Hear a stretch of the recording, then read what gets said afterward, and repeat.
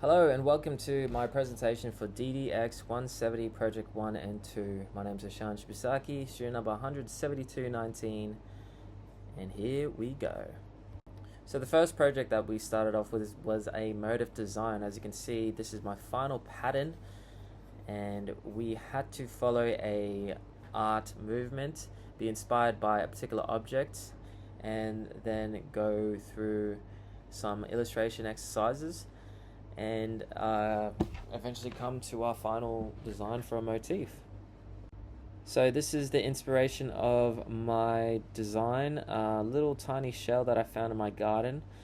These shells, they do grow through time in the ocean, and yeah, we made some rough sketches. This is my first rough sketch that I made. You can see in the middle, I was trying to do something that was a bit center-like. I was just basically getting all the angles of the shell and seeing where I could go. This is probably my favorite part of the project, where you start getting your ideas together, and it's fun when you start to get that flow, into that flow state.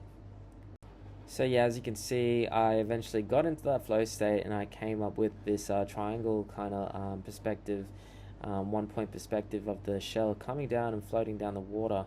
And you can see in the middle there was just some other angles that I wanted, and yeah, on the right, just eventually coming to that final draft design. So yes.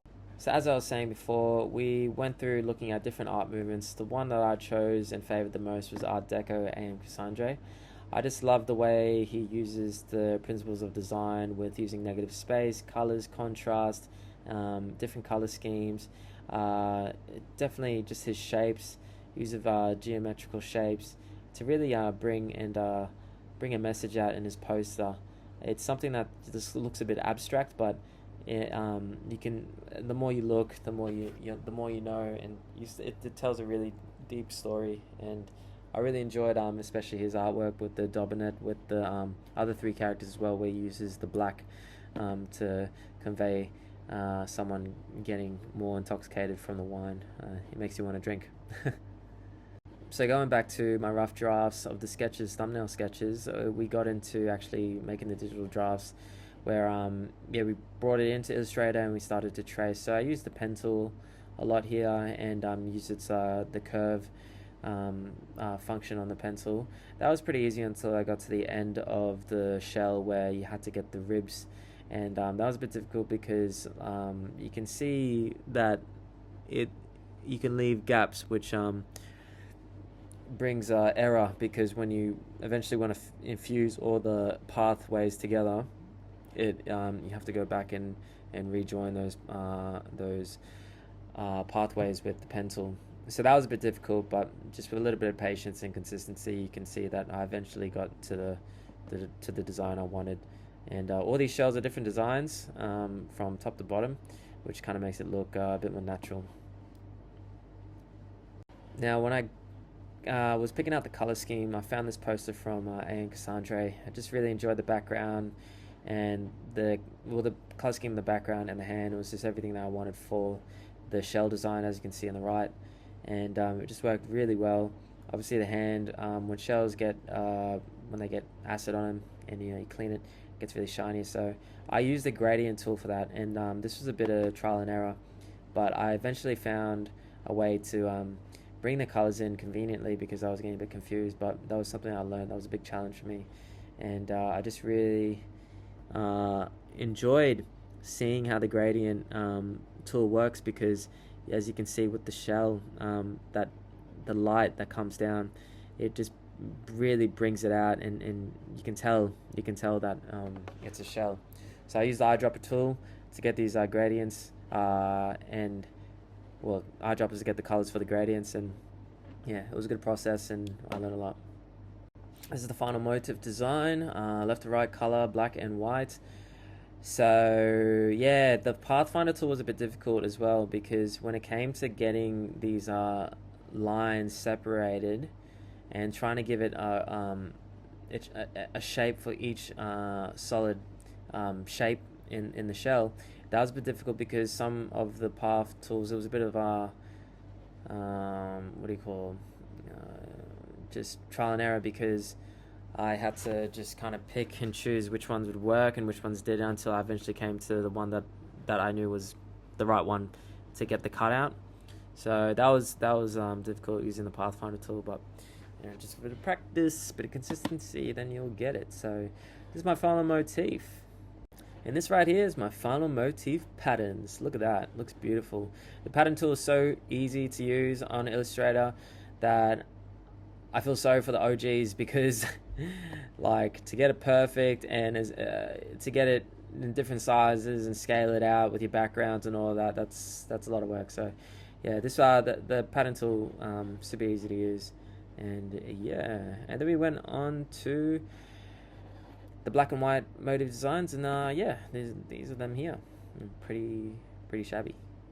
Alright, then project 2 with our logo design. Logo design was pretty simple. We had to choose a fictional company and make 3 versions of the logo design, a couple mock-ups, and a style guide. So my fictional company was Sato. I decided to go with education, tutoring. Sato doesn't really, well, it doesn't stand for anything. It's just a name. And yeah. Now this is my mood board. Very moody, not really. It's very bright, which is good mood. And I just chose different kind of things I thought were educational. Especially like building blocks, and these bright colors, shapes, especially in the top right corner there. Something that we all learn as young kids and can remember through primary school and kindy. But I wanted the company to expand over primary school and high school, so I had to still kind of look for something like looks a bit neat, like the design, the orange, blue, and black white design. So yeah. Then we went into our sketches, our thumbnail sketches, which was a lot of fun. I was getting very lost. I thought I couldn't find my way, but we eventually found our way. And yeah, just kept on falling back on my mood board, which is really good to have one. And you can see I just kept on using the shapes, tried to use a book, tried to use different kinds of layouts, and eventually we got there.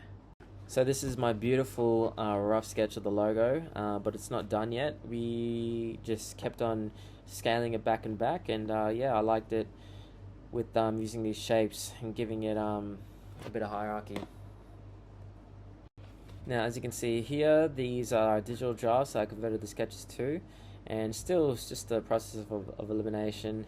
As we go down, you can see that color scheme in the bottom right is the one that I got from the mood board, and I thought that was just very plain and simple, straightforward with the 2 colors. I didn't want to make it too crazy, but there were some other designs where I used a lot of colors, but I eventually came down to this color scheme on the bottom right.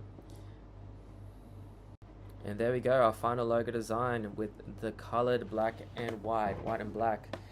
And that is the Sato. So I did scale it. Yeah, I did scale it back to just the 3 shapes being centered, having a centered focus on the on Sato especially, but giving it this narrow vision. Well, not narrow vision, but like you're building up to something, being a part of this tutoring company. Here's a couple more designs. I do really like the white on blue and white on orange. It just really stands out well. I don't particularly like the black, but this is just the different kinds of variations of the final logo.